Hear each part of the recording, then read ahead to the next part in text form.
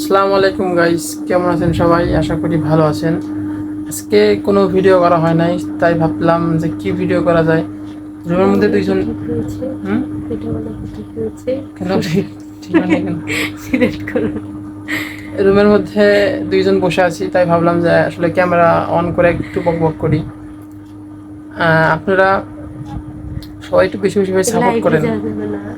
Live না, আপনারা সবাই একটু বেশি বেশি সাপোর্ট করেন। আর এই যে প্রতিবন্ধী তো অসুস্থ হয়ে আছে সকাল থেকে 2-3 দিন ধরে, আমি প্রতিবন্ধী। ঈদের মধ্যে থেকে অসুস্থ।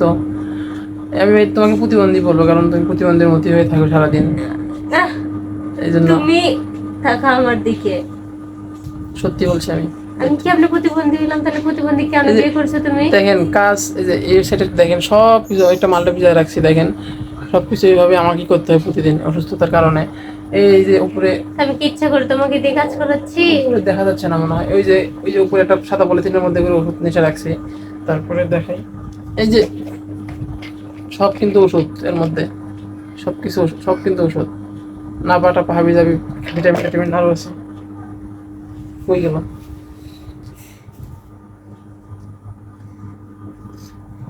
দামি দামি ওষুধ এসে খাটের নিচে রাখেন। এই যে ওষুধ, আমাদের কিন্তু সবই ওষুধ, আমাদের কিন্তু সবই ওষুধ। এই দুইটা, এই যে এখানে হচ্ছে আপনার 2 বাটি ওষুধ। আর ওই যে উপরে সাদা পলিথিনে দেখা যাচ্ছে কিনা জানি না, দাঁড়ান দেখাচ্ছি।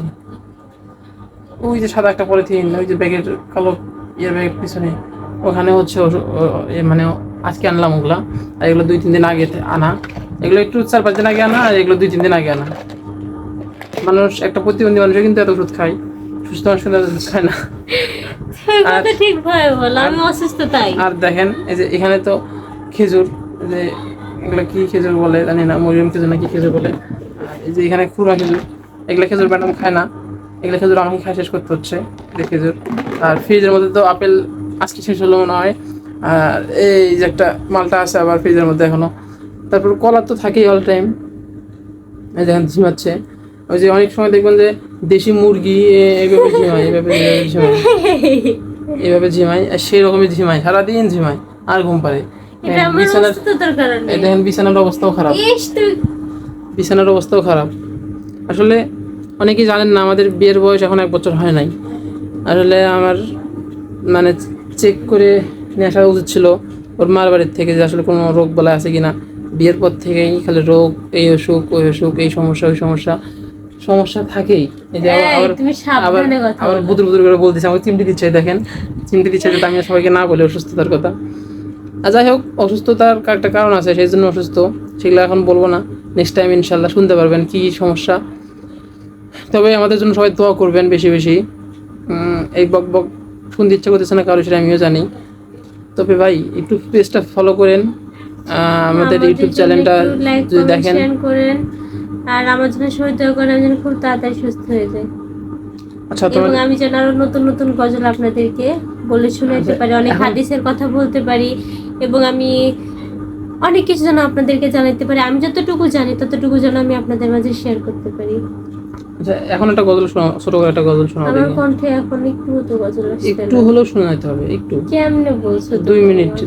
2 মিনিট না, সরি 1 মিনিট, 1 মিনিটে একটা গজল শোনাও নাও। 1 মিনিটে কি গজল শোনাই? তাহলে ওই যে একটা সং শোনাও, গান শোনাও। ওই যে ইচ্ছি।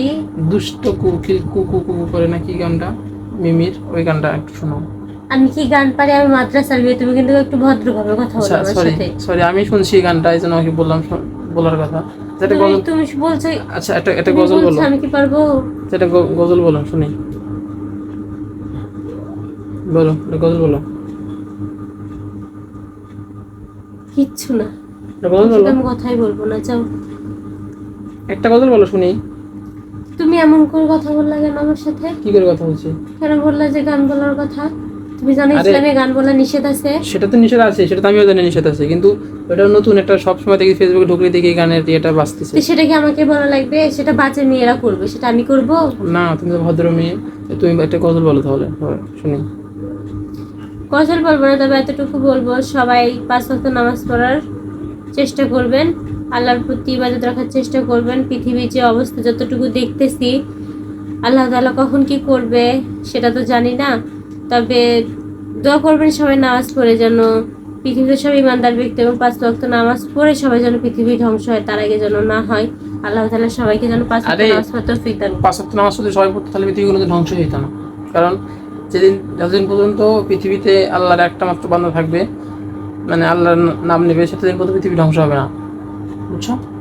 এই জন্য এখন নামাজ কালাম মানুষ কম করে বা আল্লাহর ইবাদত কম করে বা আল্লাহকে কম ডাকে দেখেই মানে পৃথিবীর এই অবস্থা। এখন তুমি একটা কথা কি শোনাবা? না, নেক্সট টাইম। আমার এখন মাথাতে খুব যন্ত্রণা করতেছে। নেক্সট টাইম না, এখন একটা শোনাও। তুমি তো বুঝতেছো আমার পরিস্থিতি, ছোট্ট মাথায় আসতেছে না আমি এখন কোথা থেকে শুরু করব। এই যে এটা বলো, দে দে পাল তুলে দে, এটা বলো 2 মিনিট। আমি এটা পারি না। আমিও বলবো এটা, নাও নাও শুরু করো, রেডি? না শুরু করো, দে দে পাল তুলে দে, বলো বলো। এটা আমার হাজবেন্ডের সব থেকে বেশি পছন্দ, তো এই জন্য বারবার খালি দিতে পাল তুলে দে। এটা আমি আসলে জানি না, এটা গজল করিস না একটা গান, আমি নিজে জানি না। ছেড়ে দে আচ্ছা, আমি গান আমি একটু শুরু করি, সে দেখেন কি করে। দে দে পাল তুলে দে, মাঝে হেলা করিস না। দে দে পাল তুলে দে, মাঝে হেলা করিস না। ছেড়ে দে নৌকায় আমি যাব মদিনা। ছেড়ে দে নৌকায় আমি যাব মদিনা।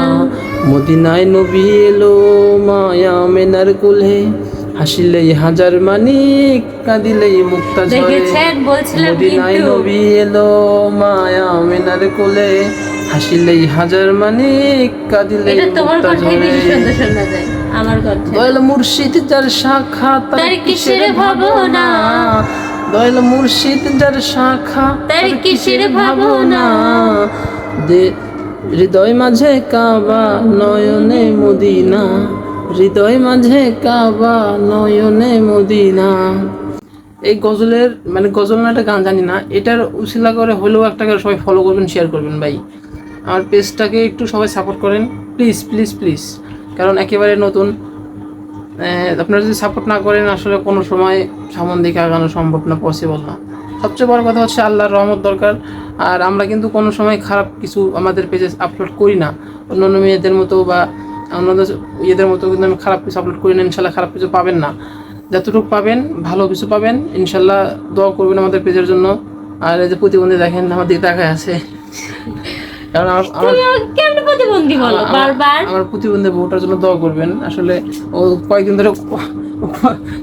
ধরে খুব মানে অসুস্থতা, এই জন্য আমি প্রতিবন্ধী বলছি। আসলে কিন্তু কোন দিক দিয়ে প্রতিবন্ধী না, আমি কাজ কাম করতেছি না দেখে আমি প্রতিবন্ধী বলতেছি। কারণ কাজ কাম করতেছি না দেখে আমি প্রতিবন্ধী বলতেছি, কারণ এই যে দেখেন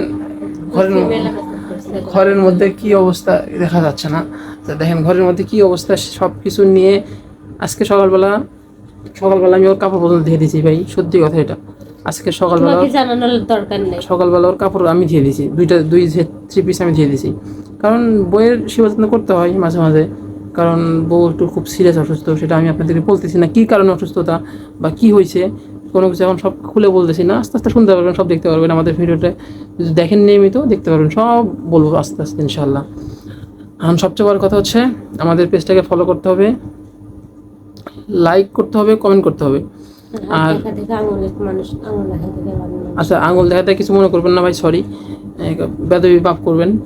সবার আগে হচ্ছে কমেন্ট করবেন, ফলো করবেন। আর কী ধরনের ভিডিও দেখতে চান, কী ধরনের মানে ব্লগ ভিডিও দেখতে চান আমাদেরকে একটু জানাবেন কষ্ট করে, আমরা ইনশাল্লাহ আপনাদের জন্য করতে প্রস্তুত ইনশাল্লাহ। আর ভাই পেজ এর আগেও আমি 2-3 বার খুলছি, আসলে সফলতা পাই নাই। এটা আমাদের এক্সেস হোক আর নন এক্সেস হোক আমি বলে যাই না তোমার। আচ্ছা সরি, বলবো না, বাদ দেই, ম্যাডাম বলতে নিষেধ করতেছে। এখন হচ্ছে সব শেষ, করতে পারে না। আল্লাহ হাফেজ।